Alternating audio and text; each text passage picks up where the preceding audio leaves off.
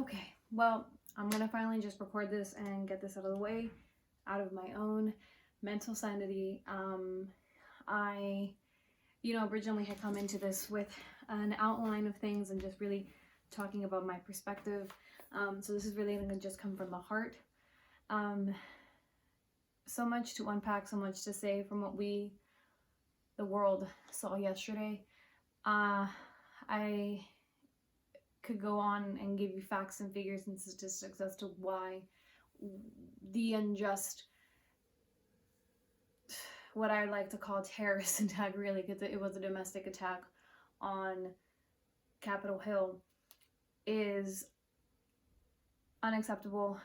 It's embarrassing on a global scale, and to be able to be thousands of miles away from my home that is the United States, and to see this display of hypocrisy, this display of privilege, this display of truly bigotry and hate is disgusting.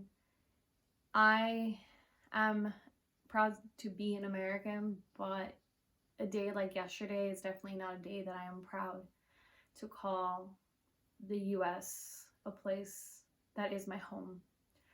And I know what I'm about to say is mega controversial, and I know what the words that I just uttered is shocking, maybe to even some of the people that know me or that are my family. But I have been gifted the opportunity to be able to meet other cultures and societies and travel.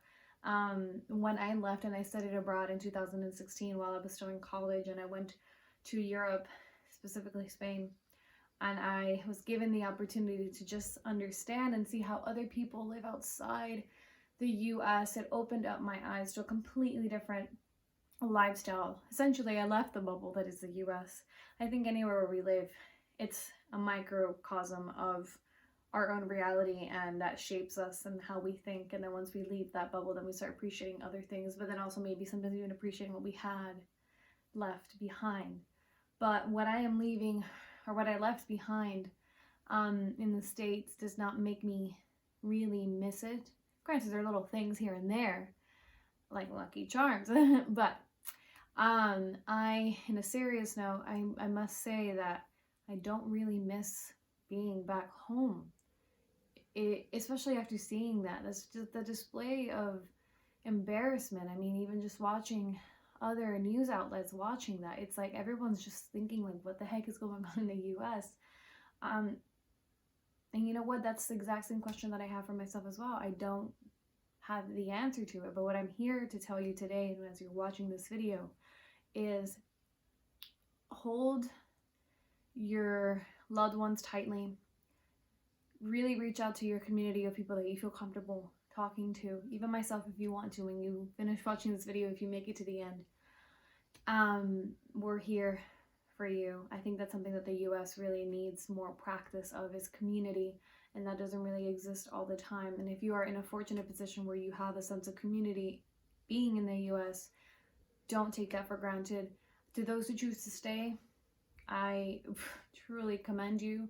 I just did not have the mental and emotional strength to put up with the daily injustices, not just with my own personal life and the life of those that I know, but also the life of immigrants and the life of minority groups, quote unquote, even though I don't like to use the word minority, but for lack of better words.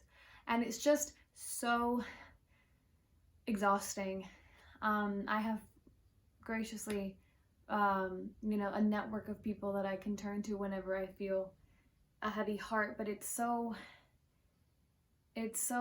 consuming to sit here, film this video, and just to get to this point of, like, where have we gone wrong? I think more now than ever, this has been a bell-shaped curve, and now we've already reached the lowest point that the US has reached in modern day history. I will just end it on this note. To those who seek some sort of refuge and want to leave, please let me know in the comments below.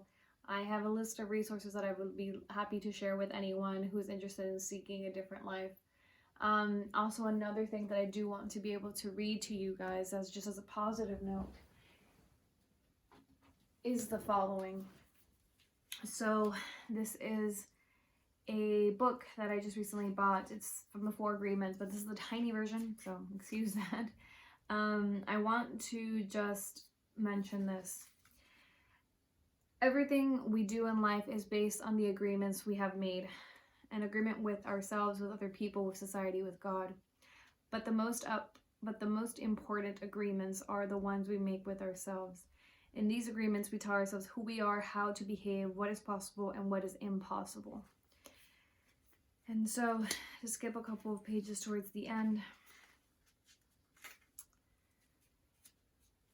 impeccability of the word can lead you to personal freedom, to huge success and abundance. It can take away all fear and transform it into joy and love. You can attain the kingdom of heaven from this one agreement. Be impeccable with your word.